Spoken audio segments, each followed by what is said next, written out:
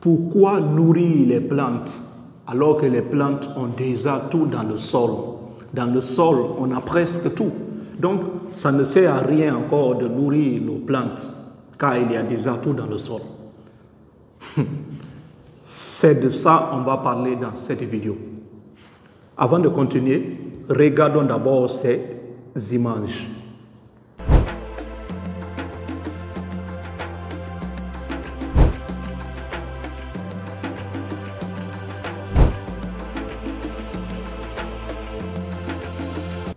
Merci.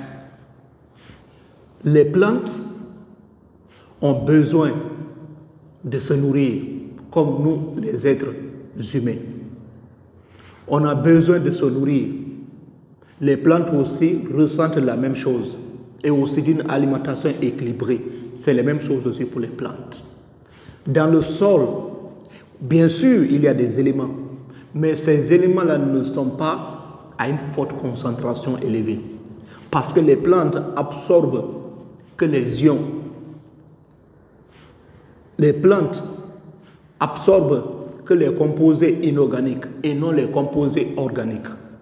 Donc, les éléments qui se trouvent dans le sol sont nombreux. Il y a plus de 100 éléments que la plante peut absorber. Mais parmi ces 100 éléments, il n'y a que quelques éléments qui sont essentiels pour la plante.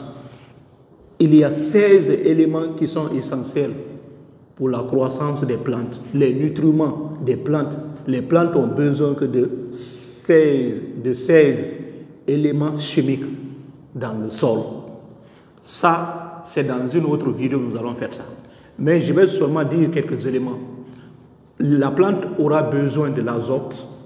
Ça, c'est extrêmement important. La plante aura besoin aussi du phosphore. La plante aussi aura besoin du potassium. Il y a beaucoup d'éléments. On ne va pas trop perdre notre temps pour ça dans une prochaine vidéo. Et ces éléments-là vont jouer un rôle essentiel pour la croissance de ces plantes. Si ces éléments-là ne sont pas suffisamment présents dans le sol, ça va créer un problème. Et ces éléments-là, d'autres ne sont pas sous forme inorganique. Il faut des transformations.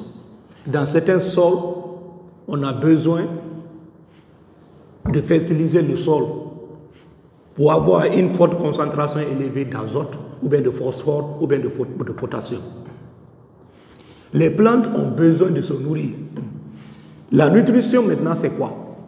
La nutrition des plantes, c'est un processus complexe.